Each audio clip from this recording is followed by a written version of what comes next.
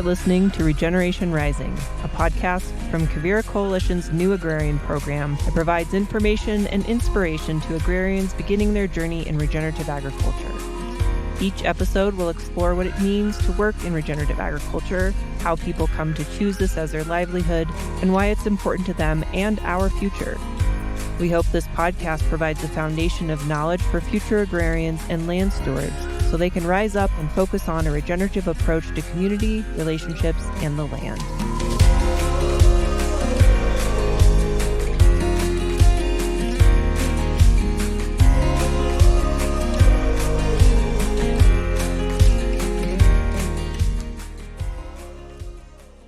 Hello and welcome to another episode of Regeneration Rising. I'm Taylor Muglia. Before we get into today's interview, I'd just like to make a couple announcements of what's happening here at the Quivira Coalition. So first of all, it is crazy to think, but we are actually approaching the application period for 2025 apprenticeships with the new agrarian program.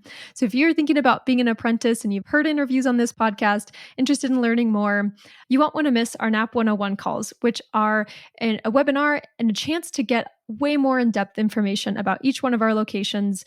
And there's an open Q&A session where you can ask any particular question. There's so many details to apprenticeship, so you can come with any particular question and all the coordinators will be there to answer it. So those calls are super, super helpful. I highly recommend if you're going to apply this year. The first one is on October 23rd from 5 to 6 p.m. Mountain Time. And the second one is November 13th, 12 to 1 p.m. Again, Mountain Time. You can register for those at our website and find all the information about our participating sites and how to apply for next year's apprenticeship at quiviracoalition.org/newagrarian. And I would be remiss if I did not mention the Regenerate Conference, which is coming up very soon after this podcast releases. If you haven't already signed up, you got to. This conference is incredible. I'm seeing the lineup come together and all the speakers and folks who are attending, and it's just going to be a spectacular event. So it's November 6th through 8th at the National Western Center here in Denver. We have a lot of activities specifically for beginning farmers and ranchers. One of which is a lunch mixer happening the first day. So if you're a little intimidated attending this conference, you want to meet people, want to make that kind of easy, smooth process, don't miss our lunch mixer happening on Thursday. And that evening, we are hosting a Career Connections job and opportunity fair. So you can find all different resources and maybe even your next employer. You can find more information at regenerateconference.com. And don't forget to look for the beginning farmer, rancher, or student discounts if that applies to you, because we want to make sure that if you're interested in coming, that you're able to. And finally, I want to let you know about another podcast from Quivira. It's called Down to Earth, the Planet to Plate podcast. It's a hopeful and positive take on regenerative agriculture. It highlights the amazing work that people are doing all over the world: farmers, ranchers, policy people, activists, storytellers, all folks who are showing the way toward a healthy food system. You can find it wherever you get your podcasts. Okay, now on to today's interview. My guest today is Davey Baron. He is the owner-operator of Elk River Livestock in Clark, Colorado. Davey is in his second year of operation after having worked in the Elk River Valley here in Colorado for a handful of years.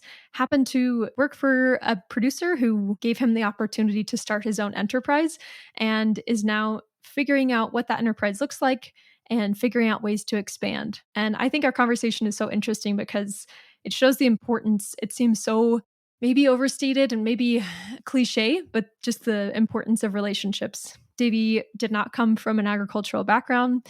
And, we had conversations after the podcast ended. And I think one thing that wasn't mentioned in this interview was that he believes that anybody can do this work. So if you have enough interest in the work, passion, ability to work hard and build relationships, then that's all it really takes. You do not need to be someone who grew up on a ranch or a farm.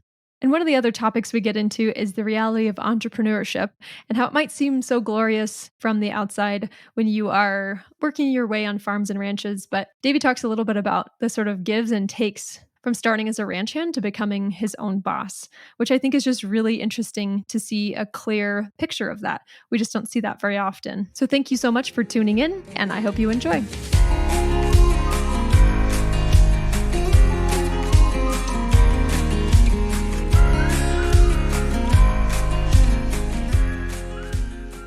Davey, thank you so much for joining us today. Yeah, glad to be here.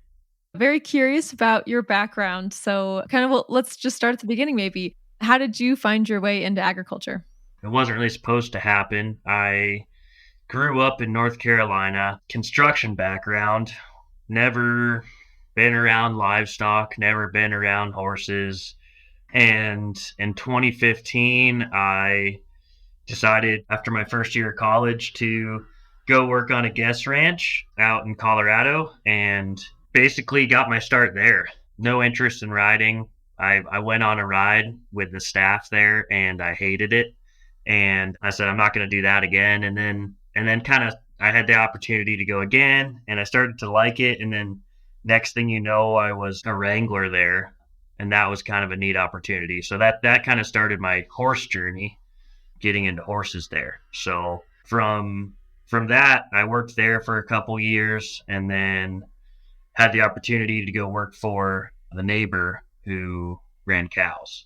Mm, So then I got to apply the horsemanship into the cattle work, and then my focus really became cows. And so I got really into the cattle and really trying to hone in on that aspect of things. And then from there, the folks I worked for kind of semi-retired, and I had the opportunity to lease some of their ground. So that's when I started my own business in 2023, and then land kind of became the next journey and really the most important, because that's what sustains the livestock. So it really was this, building blocks of horses, cattle, and land. And so wasn't really supposed to happen. It just kind of happened, but grateful that it did. So yeah. Yeah. Tell me why you didn't like riding horses for the first time. yeah, I was terrified. I went on this guest ride.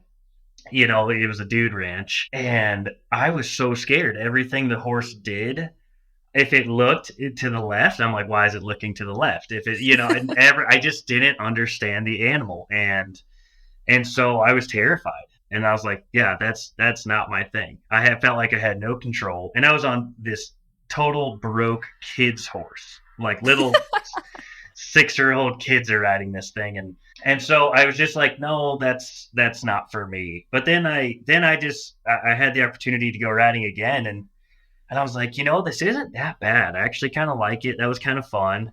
My roommate at the time there kind of grew up cowboying and ranching, and he would just take me out on horseback rides and just pretty much say, hold on. And so it was kind of just kind of a fed to the wolves sort of scenario, which is actually how I thrive.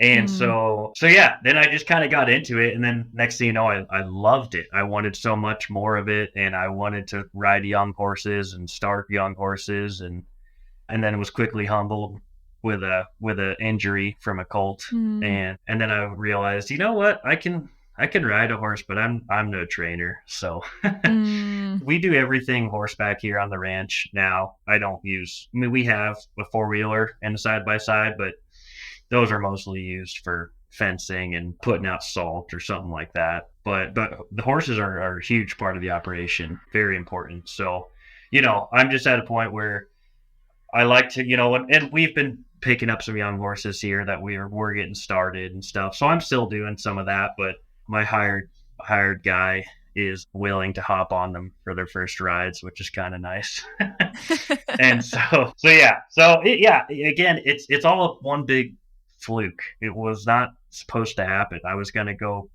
build houses in North Carolina. I don't know. It just, so yeah, kind of wild. Yeah, that's not super uncommon for especially construction too. Like it has a lot of overlap, so it doesn't but it is funny that yeah, you came out and just had no real idea about horses. It also sounds kind of like too I completely understand that feeling. I don't ride horses, but I occasionally do for this job actually. And Yeah. they throw me on horses when I come out to visit the mentor ranches. And it is very striking the difference between because I grew up sort of yeah ATVs and motorcycles, and you have a anything that's happening on the motorcycle, anything it's your fault, like, or it's like Yep. your control, like you're gonna control the throttle, you're gonna control any little turns or anything like that. But on a horse, you have like an entire other being making decisions underneath you, which is just, yeah, I don't know. It sounds dumb when you say it out loud, but it is kind of a huge revelation. Like you didn't really put those things together till you feel it. Yeah, and it's kind of a blessing and a curse because they can think for themselves, which is pretty nice, especially when they know what they're doing. Yeah. But when they don't, it's like you have no control because but at the same rate you kind of have to have control. So Yeah. yeah, it's Yeah. kind of a interesting dynamic, but one that is really easy to kind of get addicted to. Let's talk about your current operation. Where exactly are you located? What does your operation look like? I'm in Clark, Colorado, which is north of Steamboat Springs, not too far from Wyoming, northwest Colorado, up in the mountains here. Really, really pretty area. A lot of tourism, which is blessing and a curse, and a lot of snow. Tons of snow. Winter is rough out here, and for that reason, the operation is basically a yearling outfit. We just run yearlings in the summertime, so we run yearlings, and then we also raise some yearlings for beef production for local beef here. So we're selling. I basically buy weaned calves in the fall from neighbors, and I winter them and summer them, and then process them. So I sell, halves and quarters and wholes, and then I also sell to a couple restaurants around here and general stores. We sell these meat sticks and jerky, and those things just fly off the shelf, especially for hikers. That's part of it, and then the yearlings we run for a guy out of Nebraska. He ships them to me. We graze them all summer, move them around a lot, and then ship them back in the fall. And so basically that sets me up so that I'm not wintering very many animals, because to winter here is, like I said, these winters are tough. So you need either a lot of hay or it's just, it didn't pencil out for me starting off. So I really like not dealing with livestock as much in the winter. I still keep some steers in the winter for my beef program, and then my horses, but not having to deal with that or calving in the snow and wind and all that is, so I just think it's a little bit more streamlined and it works for me. And especially starting off, he's able to ship me a lot of cattle, and I just don't have the capital to purchase that many cattle. So it really works, and it really is beneficial for the land to stock it. And it just offers a lot of flexibility for me depending on the year. I can choose how many animals I want to bring. I can choose when I want to send them home, and you're not waiting on the market to get better or anything.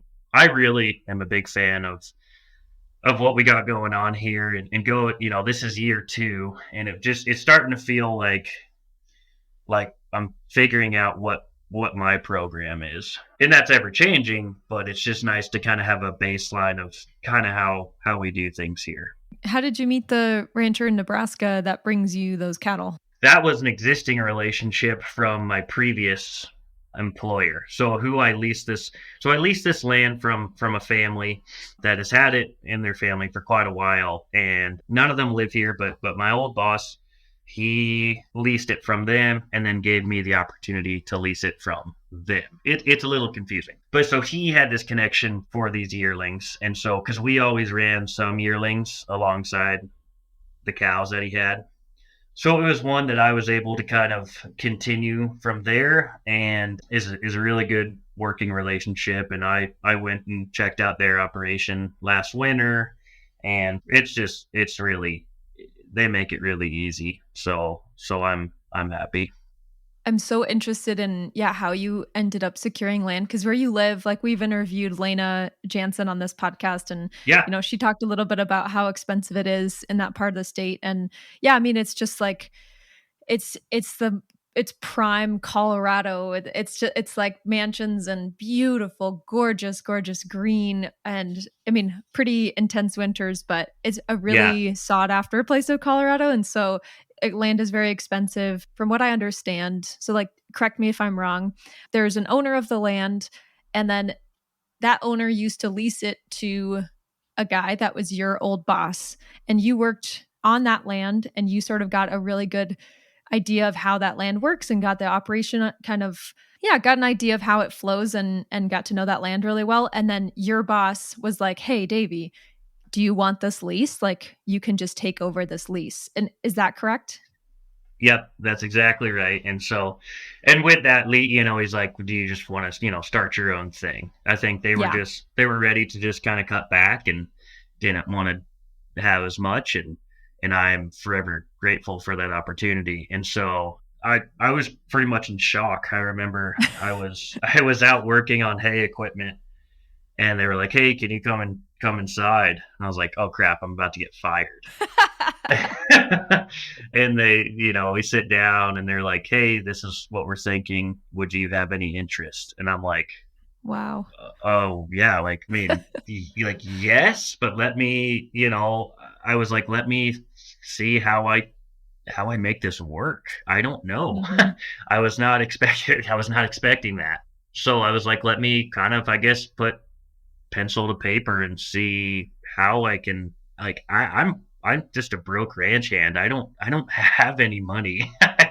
Like, I'm not, but I've always been pretty entrepreneurial. I had little businesses in high school and stuff. So I was like, yeah, I mean, I didn't really know what direction I was headed, but I knew I wanted to do my own thing one day. And so it just kind of happened, and I was able to, I talked with potential neighbors who wanted to invest and in all this stuff, and then I was able to figure out a way to kind of just do it on my own. And so Yeah. kind of unique, but with everything being so expensive here, it's really just a really fortunate circumstance that I take pretty seriously in the fact that I know this land is worth a lot, and so I want to ensure the landowners who own this land that I'm taking care of it properly and managing it well, and that is my number one goal. And so, it's trying to keep costs down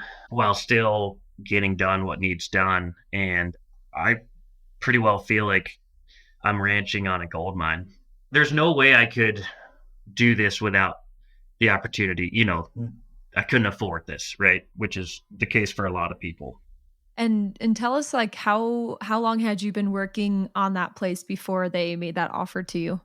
I want to say right around 4 years. Okay. So you had kind of got your feet underneath you and felt like, I mean, it's still only 4 years, but you felt, I think that's kind of when you feel like you're getting a groove. That's a good amount of time. I really gave a lot to that job. I always just think, like, how bad do you want it? And I don't know what I was striving for. I really liked to work, and I worked as much as I could because I Mhm. wanted to learn. And so I was pretty well 7 days a week, kind of by choice. That lifestyle and that kind of work just fit me. And so, I don't know. I tend to think that the harder you work, the luckier you get. Mm. And I don't know if that's true, but it's just one of those things where it's like, you really, in this industry, it doesn't just fall in your lap. And that's not Mm. tooting my own horn. It's just saying you gotta stand out. And one thing I was able to offer partially is caring about the land a lot, and not Mhm. just using it for everything it's worth. And so you kind of got to have a unique way to come at it, and show landowners that you're going to help the land.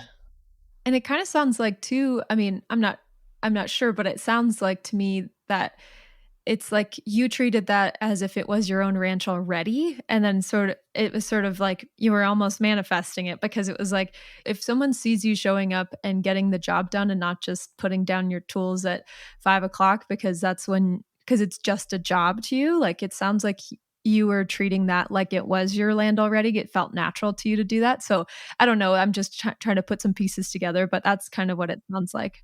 I was just very passionate and I cared a lot. And part of that's because the family that I worked for cared a lot about me and gave me a lot of opportunity and trust. And so, and that's where it goes hand in hand. I always felt really, really obligated to that family. And I think that's that's kind of what you need to do. It's more than a job.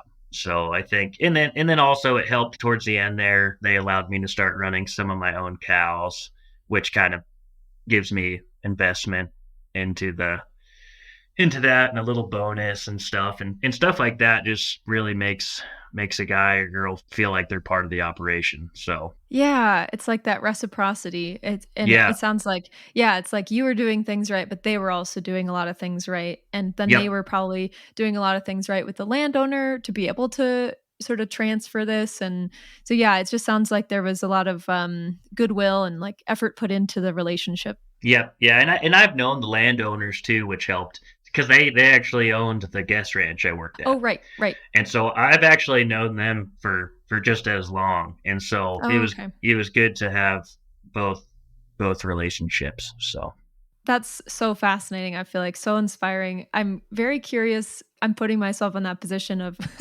like somebody comes to me and is like, "Hey, do you want this lease?" And then you're just like, "Oh my gosh, I have so much homework to do. Like, hang on. I I need to like think about this and like consult a bunch of people and see if this is even a good idea. Like, can I piece this together?" So, yeah, what were your next steps? Like, did you it sounds I've talked to you before. I mean, you went to ranching for profit, so that sounds helpful. Like, did you what resources and people and yeah, how did you put this thing together from scratch? that was a tough one. Ranching for profit was actually super huge. I can't say enough good things about them. That was an investment I made for myself because at the time I'm just this broke guy, and that class was I thought was pretty expensive, and which it's not. If you really apply yourself there, it pays itself off pretty quickly with your decision making and stuff like that. And so that was like step one pretty much. Like I took that class when I was still working for the folks before, and was like, okay, let's kind of get this thing in place. And so I came up with a lot of ideas there. And then both my old bosses were instrumental, and I was able to just put together things. And basically my objective was, my motto was KISS, keep it simple, stupid. It's like the objective almost became, how little can I have to get this done? Like that was the challenge. Like, what do I need bare minimum? And so, I just kind of put together, okay, I need horses, I need stock trailer, I need, whatever. And so like I still don't have that many I don't have any equipment or anything like that. I still try to live by keeping it simple. So it's just like, yeah, how can I keep my overheads low and just start running cattle? And so with these yearlings, it basically gave me the opportunity to have a lot of flexibility, and also it was kind of lower risk. I've always kind of thought and been told it's like high risk, high reward, low risk, low reward. And so kind of what I've been doing is low risk. And so there's not as much money being made as if I were to buy these cattle, but it gives me just a lot of flexibility, especially as I'm starting and figuring out my program and deciding which direction to go. I'm on leased land with leased cattle. And the caveat with leased land and any land manager that leases land knows this, is that you don't know when and if that's going to change. The owners could sell at any point, and that's just the reality. So there's always that part. So I just wanted to be flexible. I just talked with a lot of people. I made a lot of emails. I took a lot of little classes, here and there, and just talked with all sorts of people. And I like to talk things out. That's how I kind of figure things out. Love bouncing ideas. Two people are better than one, and just you can just really figure it out. So it was just a combination of talking to people that I really trusted and respected, and making phone calls, and just doing stuff that I actually think is kind of fun. I think like the planning stuff is actually kind of a blast. That's awesome. I could kind of tell. Yeah, it seems like I think you also have to kind of love it or, kind of have a natural interest in it because it does, like, it never goes away. Like, each season is a different monster. Each Yep. winter feels different. Each season it's completely different. So, it sounds like you kind of have a natural sort of like not competitiveness, but like interest in like getting it right, trying to figure it out. Yeah. Yeah, no, for sure. I enjoy that. There is a part of me that really enjoys the business side of things. I love making deals and like wheeling and dealing kind of. Yeah. I think that's just fun because that's one thing I learned because in that class I think it was Dallas Mal who said it, who owns ranch management consultants, who does ranching for profit. People are like, well, how am I gonna find another lease or do that? And he's like, it's hard to complain because I mean somebody is getting those leases. Ah, Somebody is. Why is it not you? yeah. So it's kind of just putting your name out there, and it's also doing it in a respectful manner too, Mhm. because it can be a little rude to be like, hey, if you decide to stop, if you don't want that, let me know. But so you kind of have to Oh, approach it yeah. carefully and respect that that's other people's land or whatever. And so, but you also have to be like, hey, I just always kind of say, hey, if you just want to put my name in the hat, if you ever decide to lease any of your land or anything like that, just kind of put it in their court and say, call me if you think of leasing. It sounds like you've gotta kind of build some confidence and but also keep a good reputation and, like, keep that respectful and just keep your name as respectful as possible in the community because it is you are walking into, like, a really long line of you're walking into a lot of context. Anytime you go to a place you didn't grow up, like, there's so many stories and so many players that you might have never known about that, "Oh, this guy's been leasing that land, and his kid leased that land, and this happened, and they don't get along, and then these people." Yep. Oh yeah, Yeah. there's so much more. Yeah. Yeah, and luckily we're really fortunate. Our community up here is incredible. I mean, I've been here for I guess almost 9 years, and I feel happy to say that like pretty much all the neighbors have worked out too. The next generation of their ranches, all the kids are about my age, and so we all get along really good. And instead of it being like this competitive thing, it's more like, I mean, I just worked out with my neighbor last week, leasing one of his pastures for like a week this fall because they're not Awesome. using it. And it's like, Yeah. great, awesome, thank you. And those are people that have been here, grew up here, and so, and we all help each other out. I mean, some of my best friends are next door neighbors now. Well, this community is pretty special like that. I'm guessing too that you don't necessarily need to buy all of the equipment you ever need to run a ranch because you know a lot of handy people. I mean, I came to visit a couple months ago and it was like you driving down the street, you're saying hi to every single person. You got the welder guy driving by, you Yeah. got the other guy driving, you got the plumber guy driving by. So it's like, I would imagine you have a degree of resilience. Like you don't have to own a tractor or have the best tractor. Like if you get in a pickle, you've got some people that'll help you out. It's pretty easy, and everybody's willing to help. And if I can borrow a tractor from them and I can go help them move their cows, or Yeah. where if I Yep. don't have a tractor to kind of return that favor, it's like I can probably help pick up hay or something. Yeah. So Yeah. yeah. Yeah. So it works out pretty nicely. Cool, cool. Yeah, and I'm curious, did you use any sort of like USDA programs or like FSA, NRCS for listeners? These are a lot of acronyms, but yeah, Natural Resource Conservation Service and like Farm Service Agency does loans and stuff for beginning farmers and ranchers. Did you use any of that stuff?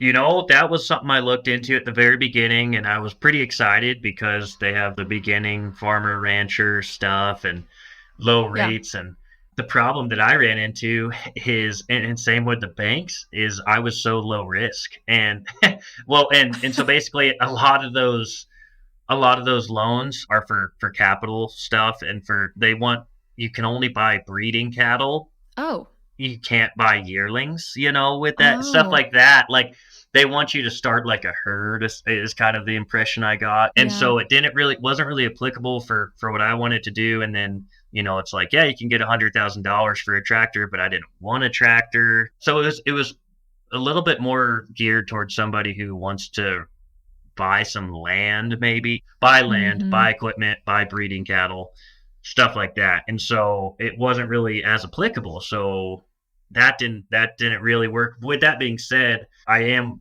working with NRCS on projects. They have different programs for improvements on the ranch, and so we actually got a whole new water diversion project engineered, and we're getting that put in this fall. And so I work with NRCS and FSA in their system and all, but as far as those beginning loans and stuff, they just didn't seem applicable. I think they're great, they just didn't seem applicable to what I was looking to do. Sure, sure. Yeah, it's interesting. It's like, yeah, you're too low risk. Like it is hard. I just think a lot about how policies have to go all the way up through government and through farm bills and stuff like that, and all this funding needs. There's like a cookie cutter. That's like, Yeah. you are a beginning farmer. You will fit in this cookie cutter, Yep. and Yep. here is the money to do that. But it's so interesting because like people's cookie cutters are like so differently shaped now. Like, oh, Yep. your business is so unique. We might not have. I don't even know that many people that are administering those grants are like, they're like, what are you doing? Like, why are Yeah. you? Yeah, it's just, it's kind of like that's the public school system, and Yeah, I, exactly. like, it's just like I just had a different style. So it's not wrong. Nobody's wrong in any way. It just didn't seem to work for me, and so I wasn't trying to buy a bunch of stuff. That was like, Yeah. it was so tempting because they're like, oh yeah, you can get all this money, and I'm like, oh sweet, I guess I could get a tractor. I guess I could get, and I'm like, no, like I don't want the, like, no, that's just. Mm, yep. So Yep. Well, I think that's smart because I was talking to another podcast guest. He was like, yeah, you get the tractor and now you got to get the trailer and now you got to get yep. the truck to pull the trailer and the tractor. And then you got to, Oh yeah, it's you like, can't just get a, yeah, that's the thing, is I find myself getting tempted to purchase some certain things. I'm like, oh man, that'd be nice, and I'm like, no, like and my mindset is like, will it, if I purchase that, how will I get a yes, return on, like, I want to make money from that, and if I don't, then I'm not going to. So yes. Yeah, that's um, smart. yeah. I don't know. It sounds like this process just happened. Your life changed a lot from being a ranch hand to running your own operation. What surprised you about running this operation? Like maybe what are some things you thought it would be like that are different? Or yeah, what's coming up? What surprised you about running this operation? It's not as cool as it sounds. It's stressful, like it is cool. Like it's just the whole dynamic of being your own boss. It's Mhm. That's different. You have no one to hide behind. Or if you break something, you pay for it. Or if one of your employees breaks something, that's on you. And I think again, it was Dallas Mount was like my first ranch job. I basically got paid to break things, Yep. because like you're learning, right? And you learn, you end up breaking things, and then your employer's bailing you out, essentially, or getting them fixed. And so Yep. so it's just stressful because yeah, you have a lot of risk, and you have it, and this isn't your livelihood and investment, and so it's super stressful. And it's just like any other thing, whether it's agriculture or whatever you're doing. Yeah, just being your own boss is just a learning curve. Am I working too much? Am I working too little? Am I managing people has been a really big struggle for me, I would say. I've always been a people person, but there's something about managing that's just totally a learning curve for me. I've kind of Mm. managed people before in construction, but it's just like making sure they're not twiddling their thumbs, making sure you're not overworking them, making sure they're happy. All the things. Management is really difficult, but it's Yeah. something that I enjoy, and it's something that I hope to get better at. But I think as I'm just getting into it, it's kind of totally a learning curve. And then the business end of things, just going, how do I keep bringing money in and making sure I can pay my employees and and doing my books and taxes and all the just all the business stuff that I never ever did before. Yep. Period. It's just Yep. that's what's tough is like you might be the best cowboy. That doesn't mean you can run a ranch or a Mm, business, or you might be the best businessman, but that doesn't mean you can run cattle. So you're basically wearing like five different hats. And so that's really difficult. That's also where it's like I've started to hire some things out where I can, like some of my accounting work, because it's like I'm wasting my time trying to figure this out. I might as well pay someone to do it because that's probably going to save me money and it's done properly. So, yeah, the business side of things is difficult. So, but it's all gratifying. I really do like what I'm doing and I feel called to do it and I feel proud to do it. And I think that overall it's so worth it. well, I just want to say, like, you just like explain that so well, like running a business, and like just how you think it's gonna be, and then how it is. I had a very I'd experienced like that on a very small scale, but yeah, it was shocking to me that I didn't see 99% of the iceberg below the Yeah. surface. Just didn't realize. And you're so right about the, like, should I be working? Am I working too hard? Am I not working hard enough? Is this because you could burn yourself out and just go full any second that's not consumed by work? It can feel like you're not trying hard enough. And so Yeah. you have to regulate that for yourself because no one else is going to do that for you. Yeah, I'm always kind of stressed and so it's Right. like making sure I don't take that out on an employee or stuff like that is keeping your emotions in check and turning things on and off emotionally.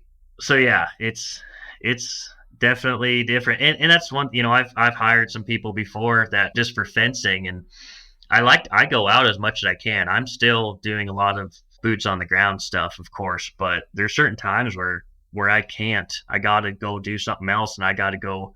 And it's funny, it's like because I'm younger, I'm 28, and so a lot of my employees are not all that much younger than me. And so sometimes I feel like they'll be like, oh, well, why isn't he going to come fence with us? And it's like, I can't. Yeah. It's like, sorry, but so it's weird. Yeah, it is weird. I know. It's like I think you have to be like very clear with them about what you're doing and like what, and I think there's that respect of showing up when you can and also just like showing a lot of gratitude and just being very real with people. I think that can so easily turn into like, oh, did you hear, he's being this way or that under his breath. And it's like I Yeah. think your workers can easily be like, just get a little salty about you doing quote unquote indoor work or like computer Yeah. work, you know? Yep. Like, Yeah. but it's like so important to be like, to just be so honest and open and like, and appreciative and share that instead of sort of building up that, because I've seen that happen so many times on farms. And what they don't realize too is I would probably rather be out there fencing, No kidding. but I can't be. Like I got like and not that I'm worth more than that, but I got to be to a degree because I got to make sure that I We all can get paid.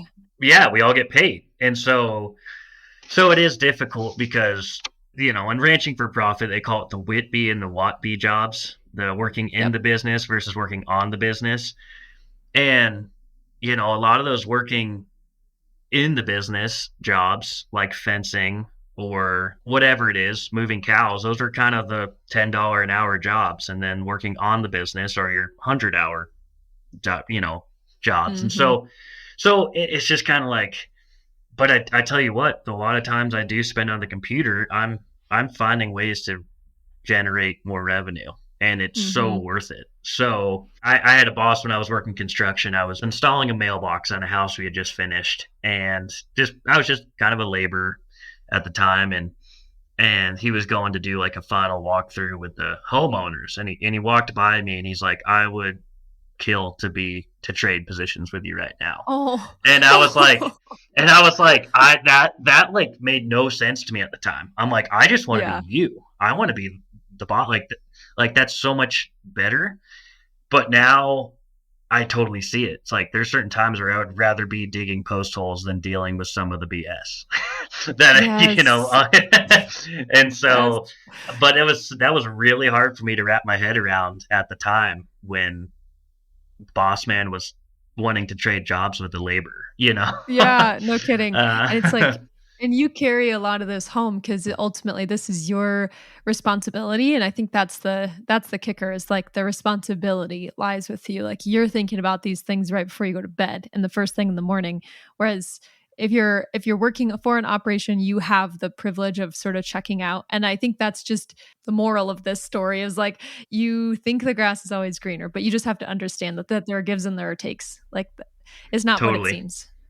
totally. And I think I struggle too with my problem with managing people so far has been that I think I'm expecting them to work as hard as I work, Ah, and that's not fair, right? yeah. And so that's kind of I'm like, why are you not, like we need to be working 7 days a week, and it's like, Mhm. well, I maybe need to, but I can't project that on somebody who isn't as invested in this. How do you manage burnout? Like, how do you try to balance all of the aspects of your life, like going back to see family and doing things that you like to do outside of work? I mean, it's the culture is to just dive in feet first and just put everything into ranching, but it's impossible. Like, how do you manage to step away sometimes? That's probably something I'm pretty bad at. I pretty well work. But with that being said, I really do enjoy it. But I do experience burnout, and I do try to relax every once in a while, but especially now starting off, my I've just kind of been nose to the grindstone getting after it. But right now in my time of life with where I'm at, I just feel like that's okay. Like it Mm, like I have the time, and that's kind of where I'm at now. That's something I would like to work towards more is life outside of the ranch. But right now, like I just really enjoy it. I don't know. But burnout is a thing, and then just taking maybe a day off and just relaxing. But I've been so stressed out, and I have a lot of animals to take care of, and leaving for a weekend or even a day is kind of like too much right now for me. So eventually I'd like to get to a place where I could really leave, and but I do have a really good employee right now, and I feel if I needed to boogie for a week, I feel like he's got things under control. nice.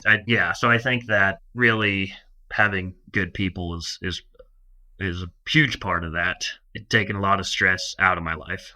You do have to look at this like a startup. Like you are a startup, Yeah, like, and I think any other business in any other industry would say, yeah, the first 2 to 5 years, like you are kind of just running it on your own blood, sweat, and tears for a yeah, bit. And then the hope is once you kind of get things going and get good help and get your systems down and learn those hard lessons, like hopefully it will even out. But that does I think that is a reality that is good to share with people like listening to this podcast. Like it is pretty rough the first couple of years. Like you won't see your friends as much as you did. You won't, and it's okay. Like if it's effort you're putting towards something in the future, but I'm always careful about that. I always have to like balance that. But there is sort of like a hard reality of like, yeah, this is just going to be a little rough for a while.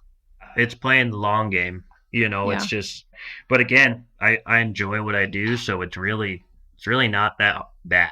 And like I haven't seen a lot of friends for a while. I haven't done almost anything fun all summer. Well, like quote fun, like Right. Right. outside of work. But I'm happy, and I'm proud, and so think it's just kind of part of the beginnings of an operation. And it sounds like too in the winter, hopefully you're able to consolidate the operation quite a bit, get some rest. It's not nothing, but it is a little bit of a slowdown. I mean, you're forced to slow down at some point up there with that Yeah. snow. Yeah, you can't keep going. In winters end up being quite busy. I do a lot of snow plowing in the winter. And Yep. so it is kind of a rest, but it's just a different kind of work. What is next for you? Like, where are you looking to take the business? What are you looking to do better at in life or in your career? Like, what's on the horizon? That's a good question. I'm always I, scheming is the wrong word. I don't know. I'm always like not in a bad way. I'm always coming up with something new. The reality is I have a great place and stuff, but it is going to be difficult to. You need quite a bit of land. I'm really trying to figure out ways to potentially graze more cattle, and part of that is improving the land that I have right here, my lease in front of Mhm. me. And so next year, if all goes well, I'll probably bring in more cattle next summer, and then just kind of trying to find other leases that would make sense, that are close to home, that are Sure. not, because that's the thing is you might find a lease, but it might be 45 minutes away. And Yeah. that to Yeah. me just end up spending so much windshield time.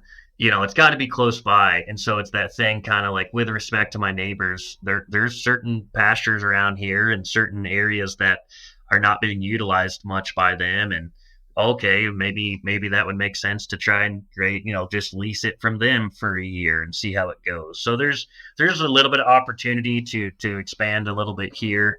I'm really interested in doing maybe some open range grazing. And so just all sorts of ideas. And I have an idea and then I see how far it goes. And then it's funny. The one idea I had, I started putting it on paper a couple weeks ago. And then I look back at that paper and I'm like, oh my gosh, that's like stupid.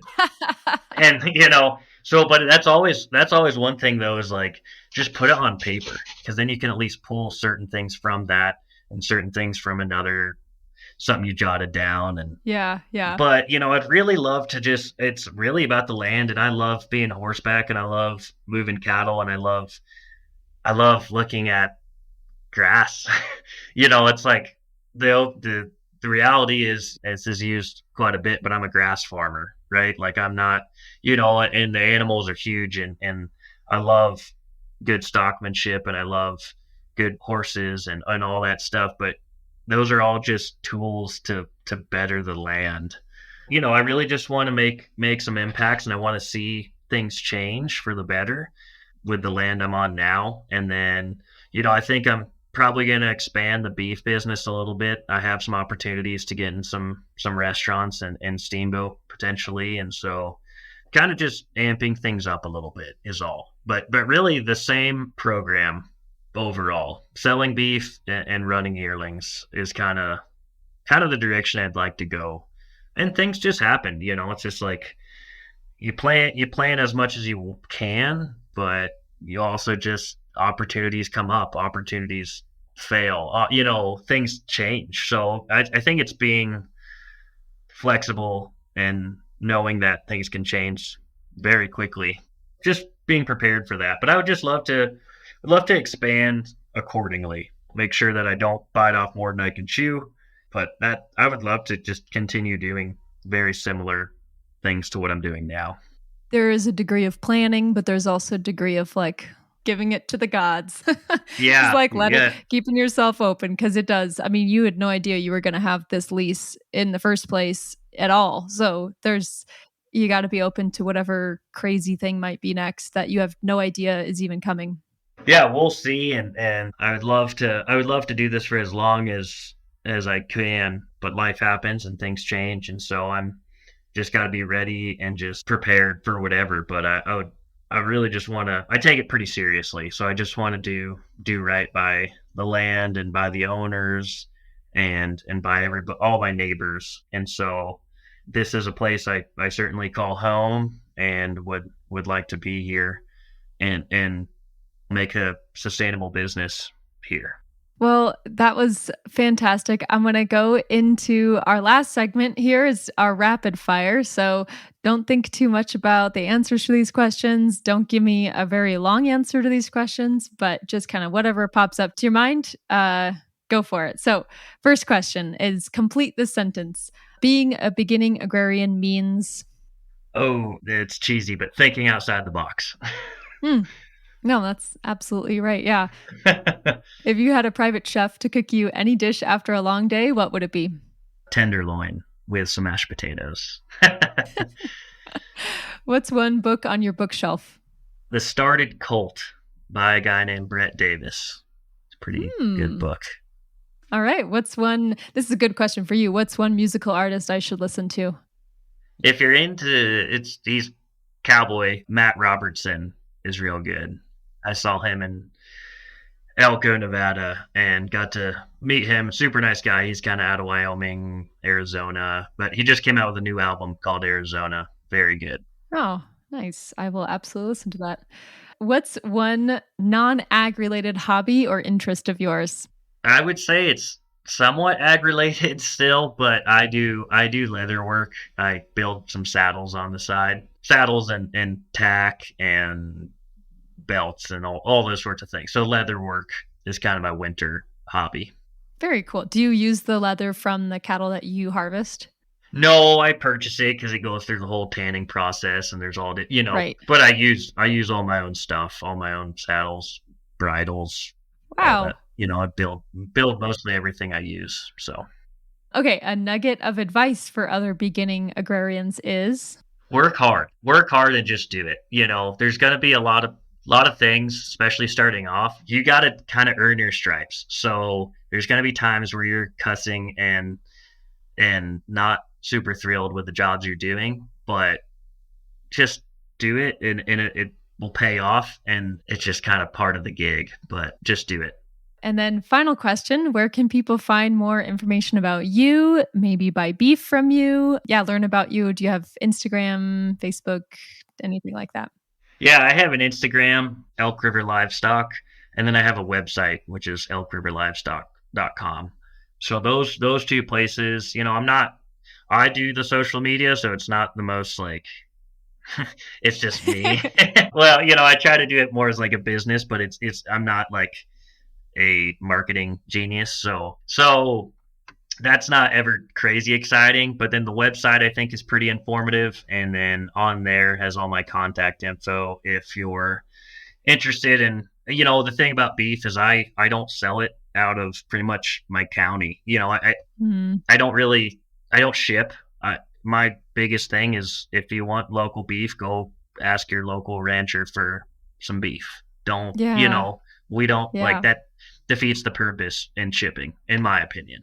So I really try to just take care of people nearby. But if you are nearby, I'm happy to take care of you. Or if you're not, I can probably help you find somebody that could take care of you. I think my number is on the website if anybody wants to reach out, if they have any questions, or I've had a lot of people that were willing and able to do that with me that were strangers that I heard on a podcast that I reached out to. So I can't, I'm still fumbling through this, but if there's anything I can do to help somebody in any way, I'm all good for that. So thank you so much for your generosity and time doing this. This has been really interesting and just really a great glimpse into what this life looks like. So thank you so much for sharing and being on the podcast today. Yeah, it was a great opportunity. I really appreciate you inviting me on, and happy to talk anytime again. So thank you.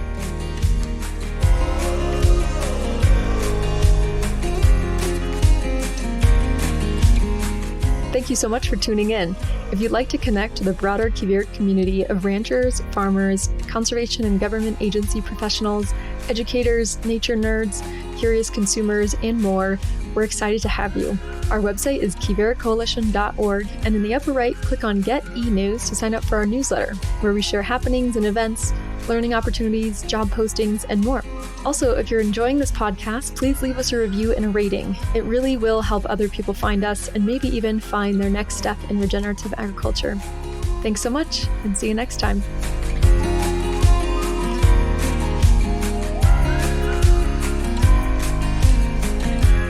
This podcast was produced by Quivira Coalition in our quest to support resilience on working lands. Learn more about our work and how you can support regenerative agriculture and solutions to climate change at quiviracoalition.org. This episode was edited and engineered by Caleb Wenzel-Fisher. A Folk Story, our theme music, was made by Alex Cristoforetti, and we're grateful for our guests who take time out of their busy lives to share their experiences with us.